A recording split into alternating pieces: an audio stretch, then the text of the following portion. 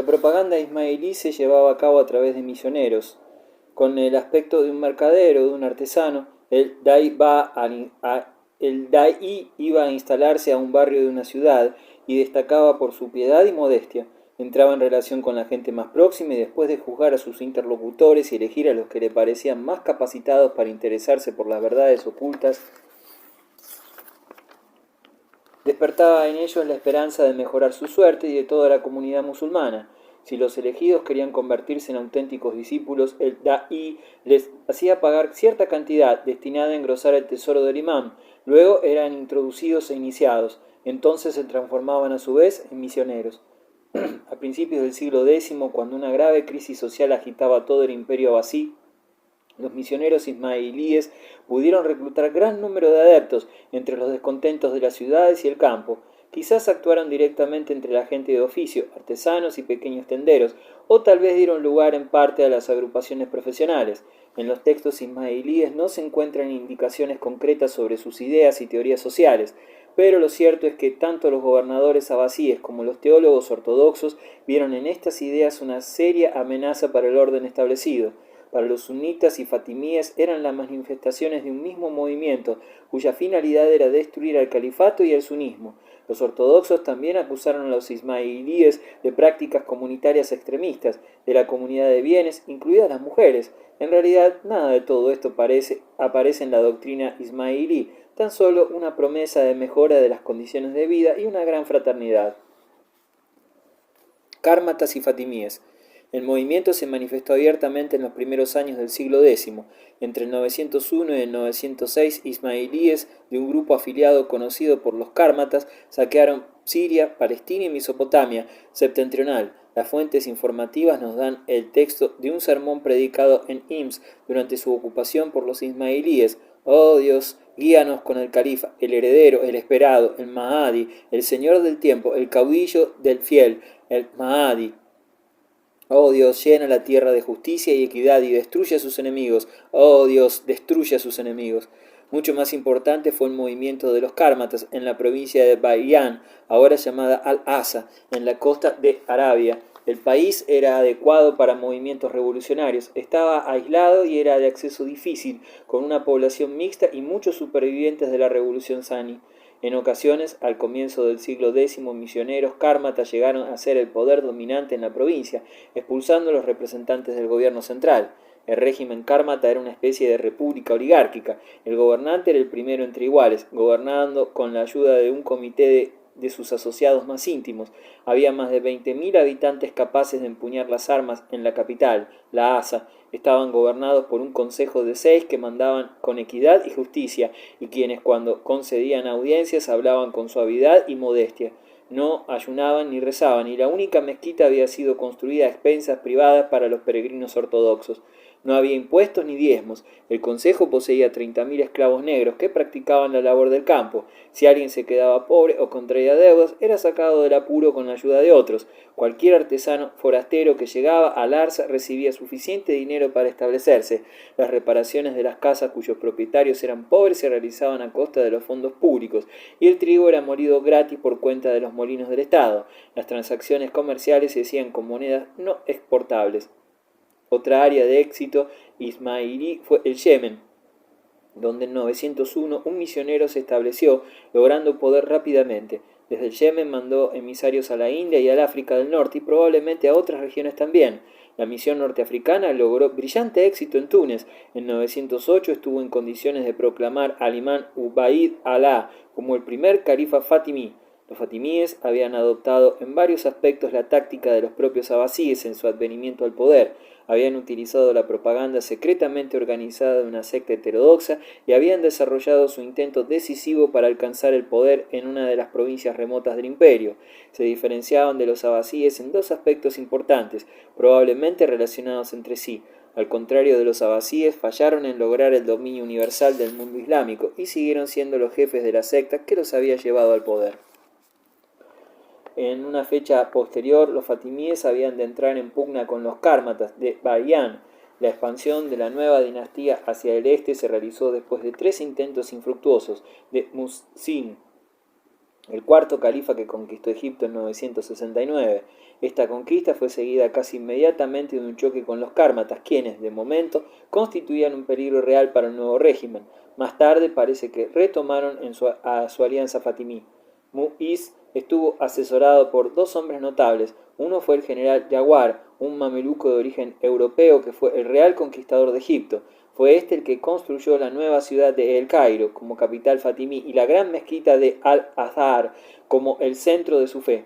El otro gran servidor de Mu'izz fue Yaqub ibn Kilis, un judío islamizado oriundo de Bagdad, quien se había unido a Mu'izz en Túnez, ayudándole durante y después de la conquista. Yaqub ibn Kilis fue un genio financiero quien organizó la tributación y el sistema de servicio civil que utilizaron los fatimíes. Estos extendieron muy rápidamente su dominio en Palestina, Siria y Arabia. Durante una época sobrepasaron el poder e influencia de los califas ortodoxos en Bagdad. La cúspide del período fatimí en Egipto fue el reinado del califa Musta'sir, 1036-1094, bajo el cual el imperio fatimí incluyó toda el África del Norte, Sicilia, Egipto, Siria y Arabia Occidental. Los poetas Mutanabi, 965 d.C., y Abu Alá al-Ma'arri, 1057 d.C., dos de los más destacados exponentes de la literatura árabe, estuvieron fuertemente influidos por las ideas ismailíes. En Irak fue organizado un movimiento enciclopedista por un grupo conocido por los Hermanos Sinceros de Basra, que publicó 51 epístolas. Asimismo, los fatimíes desarrollaron plantaciones e industrias en Egipto y comenzaron un importante comercio de exportación de productos del país. Además, establecieron una amplia red de relaciones comerciales, especialmente con Europa y con la India. En el occidente entablaron estrechas relaciones que se retrotraían a los primeros días tunecinos con las ciudades república italiana, particularmente con Amalfi, Pisa y Venecia. Un gran volumen de comercio por vía marítima circulaba entre Egipto y el occidente, y los barcos y comerciantes egipcios navegaban hasta España. Los dos puertos principales bajo mando fatimí fueron Alejandría y Trípoli, de Siria, ambos mercados de importancia mundial. La flota fatimíes dominaban el Mediterráneo oriental. En el este, los fatimíes establecieron importantes contactos con la India, extendiendo gradualmente su soberanía sobre ambas orillas del Mar Rojo. Lograron desplazar el comercio indio del Oriente Medio desde el Golfo Pérsico al Mar Rojo, y especialmente el gran puerto fatimí de Ain Dab, en la costa sudanesa. Comerciaron también con Bizancio, con los estados musulmanes, aunque estos eran de menor importancia. Doquiera iba el comerciante egipcio, no se encontraba distante del misionero ismaelí, y pronto encontramos el mismo fermento de ideas entre los musulmanes, tanto en España como de la India. Con la decadencia del califato fatimí en Egipto, los lazos entre la dinastía y la secta se debilitaron y llegaron a romperse. El califato fatimí se prolongó durante cierto tiempo como una dinastía títere y acabó por ser abolido. Sin embargo, en las regiones orientales del califato, ahora bajo el mando de los selyúcidas, la organización revolucionaria tomó un nuevo rumbo. Los estados independientes en el norte de África. Las tierras de Ifriqiya y del Magrib, alejadas de la metrópoli y mal dominadas por los califas, ofrecían excelente refugio a los descontentos y a los fracasados en el contraste político-religioso del centro del Islam. Los portadores de ideas nuevas hallaron siempre campo dispuesto entre los inquietos y excitables bereberes. Allí, desde el principio, habían hecho propaganda emisarios jarillitas y habían encontrado adhesiones en muchas tribus. Surgieron así una serie de dinastías independientes. Abd al-Rahman ibn Rustam fundó el año 761 la ciudad de Ta'ert, en una región donde ya había jarichitas de la rama ibadí. 15 años más tarde, Ibn Rustem se convirtió en imán de un estado ibadí, colocado entre los dominios de los idrisíes que ocupaban Tlemcen a occidente y a los alglavíes a oriente. La existencia de la dinastía Rustemi cesó de golpe después de un siglo y medio de vida, 908, entre los ataques de los bereberes de Kutama, convertido al chiismo por la propaganda de Abu Abd Alá, precursor de los fatimíes.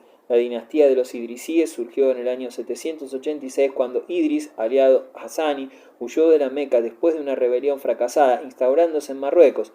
Fue bien acogido entre los naturales, entre los cuales se había difundido las doctrinas jarichitas, y aún muchos pasándose a la Shia lo aceptaron como imán y lo ayudaron a fundar la primera de las dinastías chiitas. Su hijo póstumo, Idris II, fundó la ciudad de Fez y extendió y aseguró sus dominios contra los aglavíes. Finalmente, esta dinastía cayó en el año 974 bajo el asedio de los fatimíes y los omeyas de Al-Andalus. Estos tomaron Ceuta y Melilla, llevándose a los últimos idrisíes prisioneros a Córdoba. La dinastía de los aglavíes en Ifriqiya surgió en el año 800, cuando Ibrahim ibn Aglab se hizo independiente de su gobierno. Los dominios aglavíes llegaban por occidente hasta Bona y hasta los de los rutemines de Teert, y por oriente hasta Bakwa. Rasgo característico del gobierno de los aglavíes fue la actividad con que impulsaron las expediciones marítimas de piratería y de conquista. La ocasión de entrar en Sicilia se la dio Eufemio, comandante de la flota bizantina de la isla, pidiéndoles ayuda en rivalidades personales. 100 navíos aglavíes partieron de Susa, ocuparon Mazara en 827 y en 831 Palermo. Hacia el 840 poseían los aglavíes los 2/3 de la isla. Siracusa cayó en sus manos después de 3 años de asedio, 878. La isla de Malta ya había sido tomada. Así quedaba cerrado el Mediterráneo occidental, en cuyas ondas, al decir de Ibn Batuta, los cristianos no podían hacer flotar ni siquiera una tabla. Cierto que Nápoles, Gaeta, Amalfi conservaban sus flotas, pero los intereses comerciales pasaban más que otras consideraciones y les impulsaban a dar o a recibir favores de los musulmanes. Contemporáneamente se habían multiplicado las expediciones contra el litoral de Italia. Brindisi y Tarento fueron saqueadas, Bari tomada al año siguiente, Ancona era devastada, 70 naves musulmanas remontaron el Tíber y aunque no pudieron penetrar en la ciudad amurallada, saquearon las basílicas de San Pedro y de San Pablo, situadas extramuros. En una batalla naval frente a Ostia, los musulmanes fueron derrotados, pero no por eso perdieron la supremacía, y a poco el Papa Juan VIII hubo de pagarles tributo. Los musulmanes corrían la campiña romana, devastaban Montecassino, saqueaban Subiaco y Tívoli y se hacían fuertes en varios puntos del litoral italiano y provenzal. El castillo roquero de la Gare Freinet, no lejos de Niza, fue nido de piratas andaluces durante casi un siglo y le sirvió de base para depredaciones que se extendían hasta los valles alpinos. De tales empresas sacaban los aglavíes recursos abundantes que les permitían erigir obras monumentales como la construcción de la famosa mezquita de Kairouan y las residencias principescas, verdaderas ciudades de Al-Abbasiyya y Raqqada. Con una política hábil supieron sortear por largo tiempo los conflictos interiores nacidos de la heterogeneidad y mutuas hostilidades de sus súbditos, pero cuando la propaganda fatimí logró alzar en armas a los bereberes, el último soberano aglaví huyó sin combatirles.